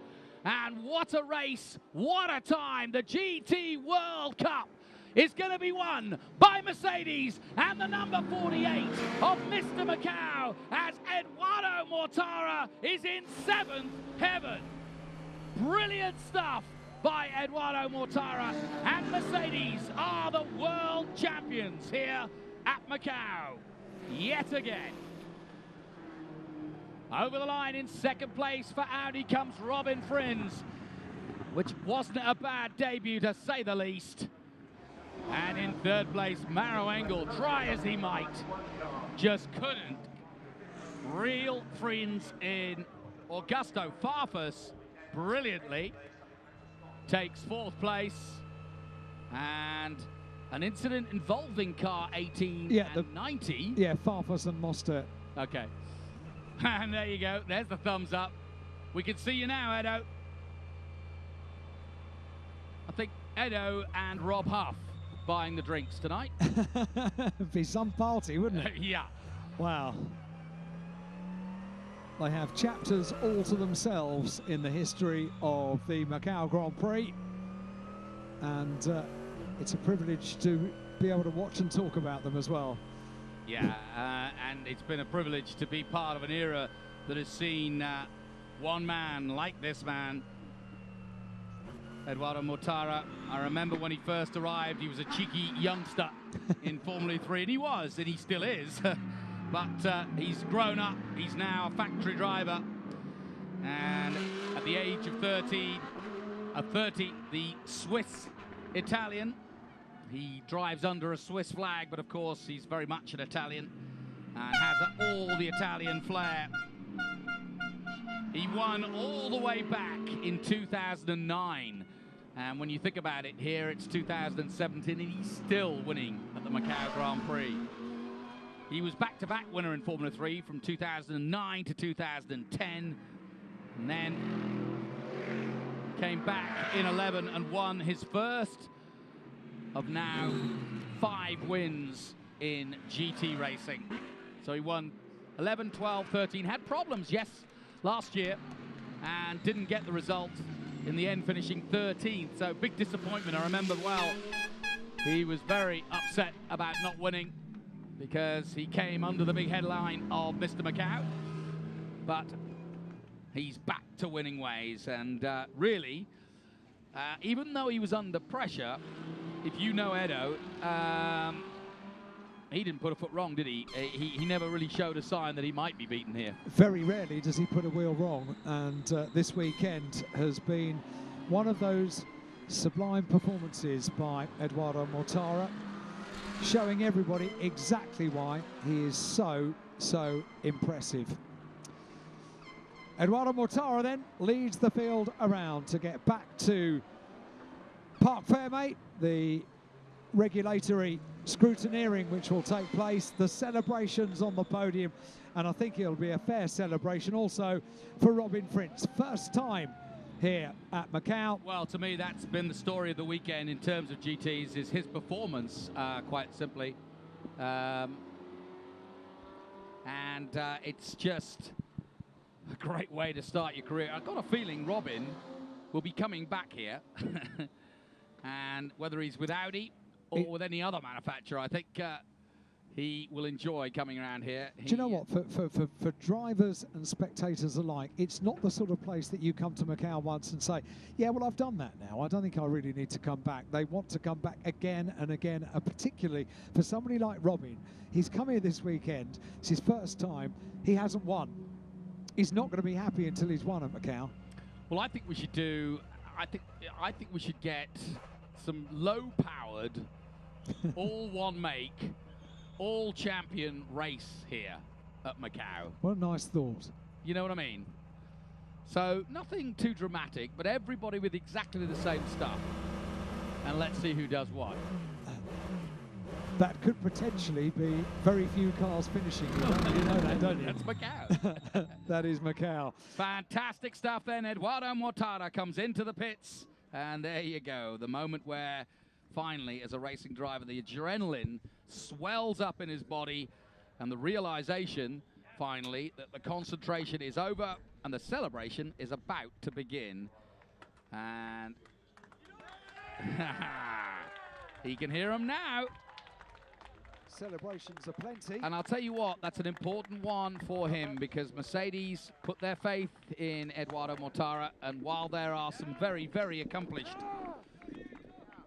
Mercedes drivers who will be rather jealous of the opportunity, they brought in Edo, and he drives for them and does a brilliant job, and he has done a brilliant job.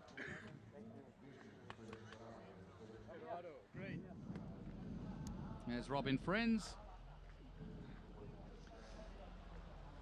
Yeah, somewhat disappointed, you can tell. Never happy if he hasn't won. No. Typical racing driver. No, typical racing driver, yeah.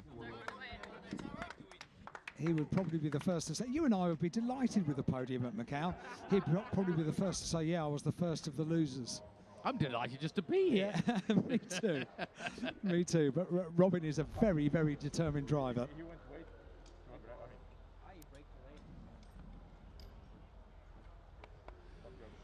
So let's go down to the paddock and join Alexander, who's got the winner. Eduardo, you kept yourself out of mischief. What an incredible race that was. Well done. What a weekend here in Macau. Yeah, I mean, it was so stressful. We had I don't have any voice anymore. Yeah, I mean, it was so stressful, this race. I mean, mixed conditions. It was so easy to make a mistake. I basically crashed the car actually in the first corner because I wanted to escape from my competitors, and it was very, very difficult today. And but I'm very glad that we did it. It's an amazing job from Mercedes, from the team, driving academy. Yeah, they tried to slow us down, and in the end, you know, we managed it. Great, fantastic result. Well done. Well, he is driving for the Mercedes Academy, and that was a masterclass by the professor. And there's Robin, disappointed, as you say. But Audi can be proud of their performance here. It was always going to be an uphill battle. Mercedes so dominant, both in qualifying with that first session. I think they were top 4. And here is the result then. Eduardo Mortara of Switzerland and Italy with win for Mercedes. And Mercedes are the new world champions of GT racing. Robin Fritz, second place for Audi, and Mauro Engel in third for Mercedes. Augusto Farfus from BMW. So, 4 three manufacturers in the top four with BMW as well, and then Chas Mostert in 5th place, Marco Wittmann in 6th. So it's been a good run for BMW. Romain Dumas in the first of the Porsches is 7th, and Daniel Juncadella recovers to an 8th place finish. Romain from the back row of the grid as well. Brilliant. Nico Müller in 10th position. He pulled out, as did Renger van der Zand, Darrell Young, damaged car, Lucas de Grassi out after hitting the barriers, and likewise Rafael Mocciello with a damaged radiator by the looks of things, finishing early in 14th place. But what a race, what a weekend. It had everything, and I think this one will be remembered for a long time to come.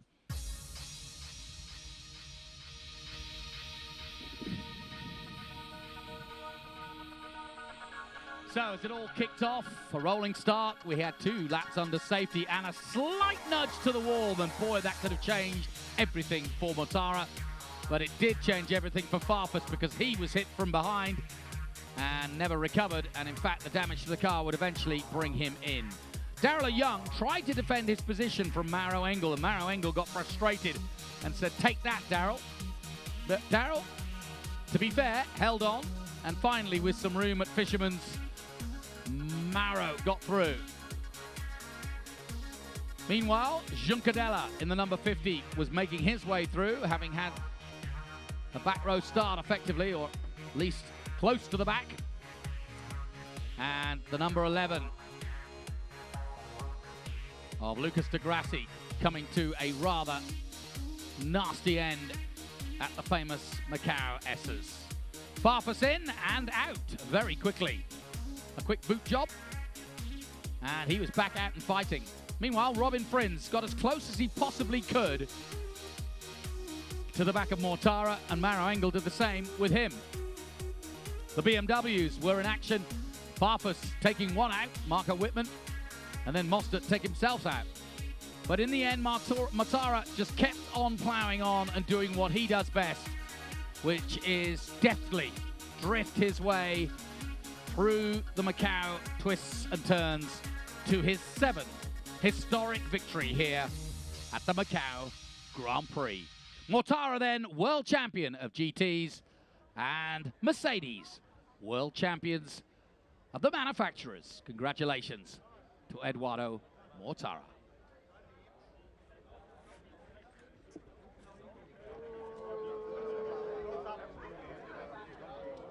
And somewhat appropriate that Mercedes have had such a storied history here, which goes all the way back to the early days of the 50s when the Macau Grand Prix started. In 3rd place, please show your and here appreciation is for a great drive by Maro Engel. Ian Titchmarsh with our top 3, starting with Maro Engel in 3rd place. In 2nd place for Audi, Robin Frins. And the winner for Mercedes this year, the master of Macau, Eduardo Mortara.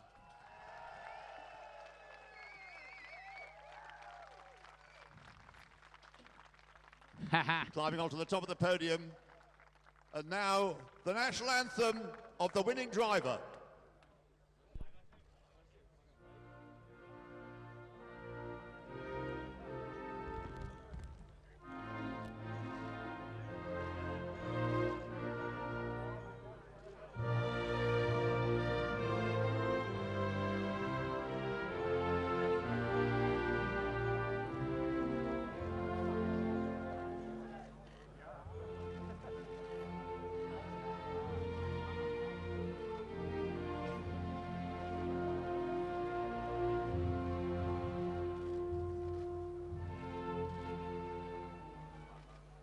And interestingly, and now the national anthem of the winning manufacturer.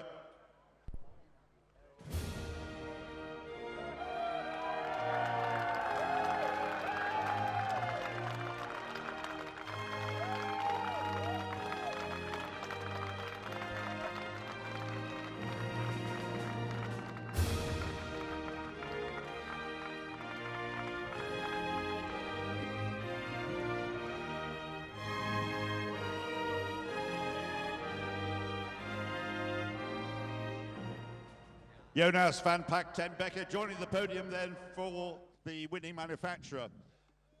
Now can I please ask for the presentation to Mauro Engel, Dr. Rui Cunha, Director of SJM, please, to make the presentation to Mauro Engel in third place.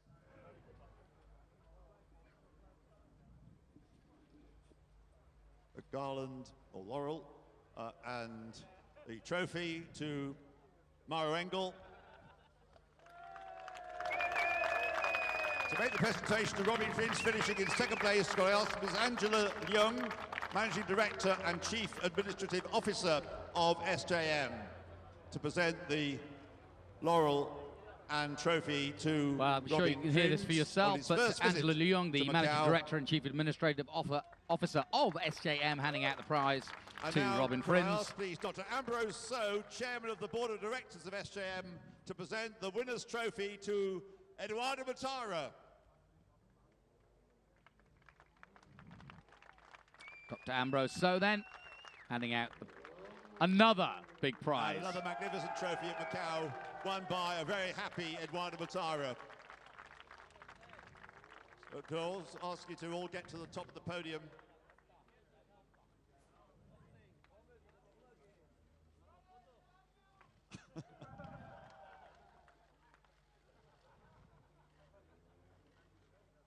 Thank you very much. Right, can I ask the drivers to stay where they are, but the presenters please to leave the podium, because we have some more trophies to hand out. First of all, the FIA GT World Cup for drivers, presented by the FIA. Could I ask please Monsieur Frédéric Bertrand, the FIA Circuit Championships Director, to present the trophy, the FIA GT World Cup trophy, to Eduardo Matara. So then Edward Mortara becomes a World Cup winner here, thanks to the FIA, and a great idea by the FIA. And that is pretty darn special. Now, the FIA GT World Cup for the winning manufacturer, a trophy again presented by the FIA, to be presented by Mr. Christian Schacht, the FIA GT Commission President, to present the trophy to Jonas van Pack ten Becker from Mercedes-Benz. So congratulations to Mercedes-Benz. They win the World Cup in 2017. To Jonas van Pack ten Becker, representing Mercedes, the FIA GT World Cup for winning manufacturers, presented by the Grand Prix of Macau Committee. That's going to be presented by Maria Helena de Sena Fernandez, Director of the Macau Government Tourism Office. Congratulations once again to Mercedes-Benz. And now with just the drivers and Jonas on the podium, I think it's time for some champagne. So bring on the champagne.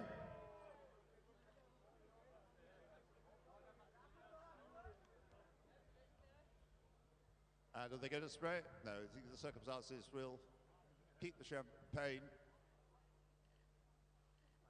And Eduardo, a difficult drive to say the least. Just a quick word. I mean, we're not spraying the champagne here because from what happened yesterday. And I mean, no matter how happy we are today because we won the race with the team and myself, I mean, I'm not forgetting, you know, what happened, the drama that happened yesterday. And I think we should all have, some thoughts about it. So, for the rest, very, very happy with what happened today. I mean, it was an incredible race, very, very difficult, mixed conditions. Very easy to do some mistakes. And in the end, it worked out perfect. I've got no more voice, and I'm sure that it's going to go away fully tonight. So, yeah, let's celebrate. Well, you've won many times. You wouldn't count yesterday's win as one of your successes at Macau, but now you've got this one. How many is that at Macau over the years in Formula 3 and now in GTs? I don't care. I don't care. They're all very, very special to me, and I mean, it was very important to win this race for me for Mercedes. I had a tough year, and I knew that. Yeah, this one could sort of like save a little bit my season, and I was very lucky yesterday with what happened, and yeah, I'm very happy. Thanks for all the support for Mercedes, for HWA, for the AMG Driving Academy. So very cool. And it wasn't a very easy race because you kept on having those safety cars, so you built up a large lead. I think you had 7 seconds early on, and then, of course, it went away because of the first safety car, and then you had about 3 more safety cars to cope with. And I think we provide a good show for the fans, and I think it was better than last year, right? You're all in favour of it, are you? Well, yeah, exactly. Well done, Eduardo. Congratulations then. Robin, your first visit to Macau. Do you like the place? Yeah, it's not bad. It's not a bad place. I touched the wall already in qualify, so I'm not a rookie anymore for that. But I enjoyed myself. It was very tricky with drying up conditions. I thought it was a bit dry at the end. Well, I hope so, because I was struggling just after safety car the first 2 laps to heat up my tires. But at the end, yeah, if the race was a bit longer, maybe I had to go on Edo. Well, it did look like that because, and Mauro right behind you, that you're all going quicker and quicker and closing up on Eduardo lap after lap towards the end. Yeah, I mean, Edo was pulling away the first 2 laps after safety car and couldn't do anything about it.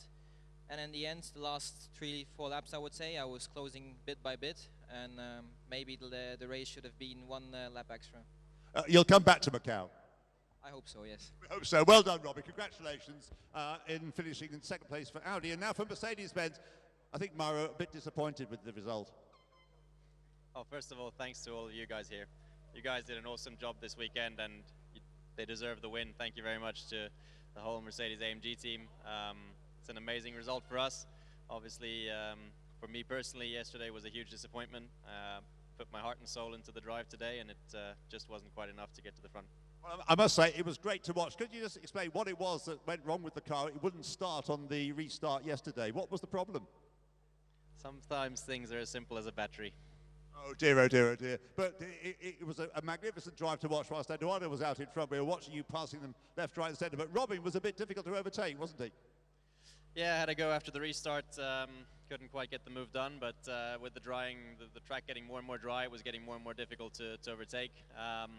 Like I said, congrats to these guys. You know, to get up onto the podium up here, you've got to do a pretty amazing job over the weekend, and it's been another crazy Macau weekend. But as Edo said, at this time, our thoughts should be somewhere else and with the family and friends and relatives. Well said, Mauro. Thank you very much indeed for that, but also for a great drive. All 3 of you, wonderful race. Off you go to the media press conference. Thank you very much indeed. The winner, Eduardo Mortara, in 2nd place. Robin Trins on his debut at Macau, and Mauro Engel on pole position yesterday, but unfortunately unable to, because of mechanical problems, technical problems with the car, had to... So that concludes our podium for the FIA GT World Cup 2017. A phenomenal race weekend and a very sporting end to it, quite appropriately by Eduardo Mortara, who once again retains the moniker of Mr. Macau.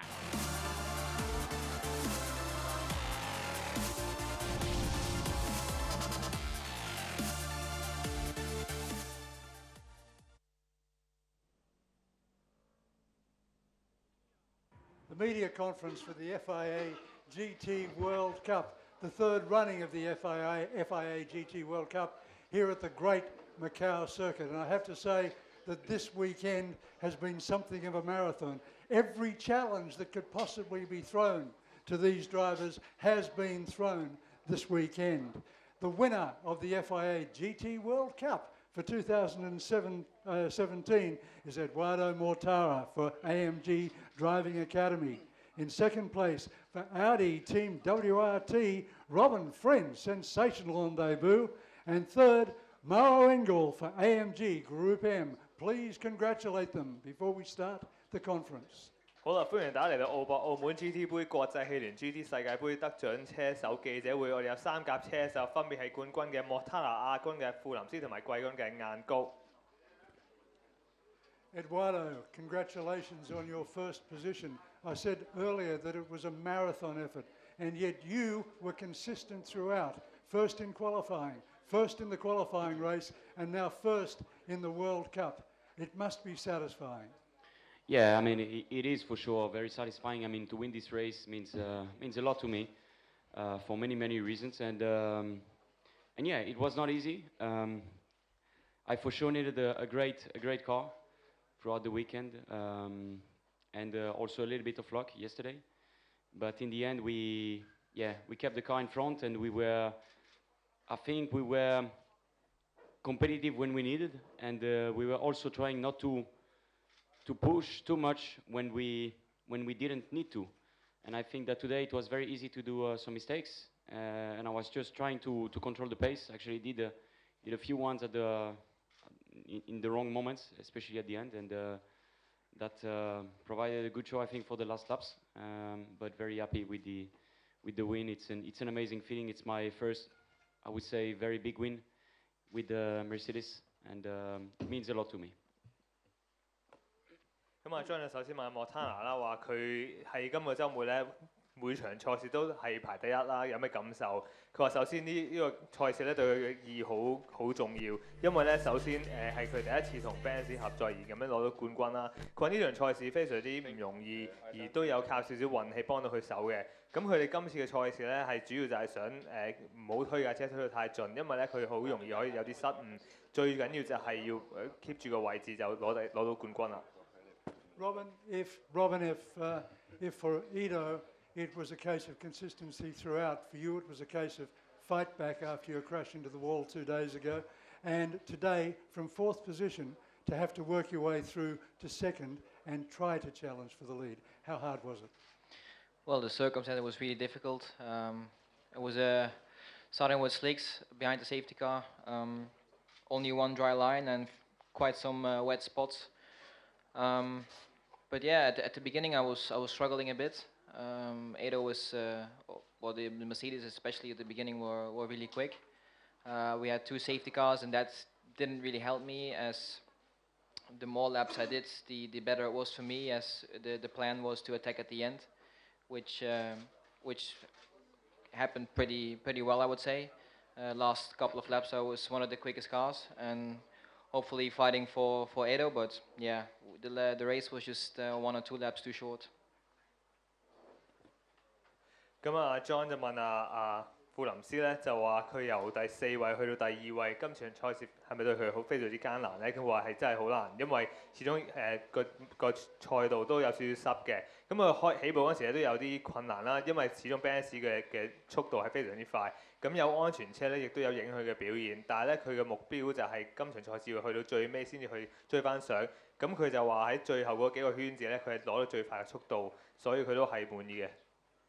Mauro Engel, Group M Mercedes-Benz, starting from 8th position. The story for you today was the incredible fight through the field, the touch you had with Darryl O'Young, the amount of pressure that you put on Robin Friends. Frustration or satisfaction, Mauro? First of all, I mean, congratulations to Edo and congratulations to Robin. Big congratulations to Mercedes-AMG and thank you above all to both the Mercedes-AMG Driving Academy team and my team Group M, because they've done an awesome job. They've done an amazing job this weekend, and they deserve this victory and this podium. For me personally, I put my heart and soul into that drive today. Unfortunately, it wasn't quite enough to get to the front, but I think, yeah, that was all that was possible today. Obviously, extremely disappointing what happened yesterday, but in order to win in Macau, I think you really need a perfect weekend, and that's what Edo had, so congratulations to him. 咁啊 ，John 就問晏高啦，話佢由第8位去到第3位啦，亦都有啲時候揩到第啲車手嚟歐陽若曦啊，同埋佢都俾咗好壓力富林斯咧。咁佢係最終佢滿唔滿意自己嘅成果？咁佢話首先想恭喜莫塔拿，亦都想恭喜富林斯啦。咁佢都想多謝自己嘅隊伍，因為係好幫到佢手。佢其實同 Benz 合作係非常之愉快啦。咁佢今場賽事咧都盡咗力，雖然佢就唔係太開心，但係佢都覺得係始終經過琴日嘅賽事嘅問題之後咧，佢都係做到最好。咁佢就睇得好開心。莫塔拿就攞到冠軍啦。The FIA GT World Cup brought together the best GT drivers in the world. It also brought together the best field ever of GT cars. 7 manufacturers started this marathon weekend.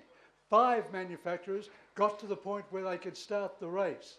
And Mercedes-Benz came out on top, representing Mercedes-Benz and winning the FIA World Cup for manufacturers is Jonas von Bastenberg, who is engineer for the Mercedes-Benz team. Jonas, I have to ask, this weekend It was an amazing effort from Mercedes-Benz. At one stage, your cars had locked out the first 4 positions on the grid, but it wasn't easy against another 6 manufacturers. No, for sure it was not that easy. I can only say that congratulations to both AMG teams. They have done an amazing job to keep 4 cars up to the front. Yesterday we had a tough race. Even today it was quite tough. But we managed to focus on the main win. And that's what we done. So we had a perfect weekend for both teams. We had 4 very compatible drivers. So we are more than happy to bring the win back to Germany. Congratulations to Mercedes-Benz and congratulations to the 3 drivers on the podium here today. Can I ask, are there any questions from the floor? 好喺呢個時候好快講講頭先阿 John 問咩啦？就阿 John 就問咗係阿 Benz 嘅廠隊代表啦，阿 Eunice von Bustenberg。咁佢就問咗佢話今場賽事佢點睇？因為始終同咁多另外啲車廠隊喺度鬥啦。咁佢話首先呢樣賽事非常之艱難，但係首先恭喜自己嘅隊伍啦，同埋 AMG team 啦。咁今日雖然係難度高，但係就佢哋有一個非常之好嘅週末，而好開心咧，可以帶住呢個嘅冠軍杯翻去德國。If there are no questions from the floor, could I ask the 3 drivers please to stand for a photographic opportunity? Thank you.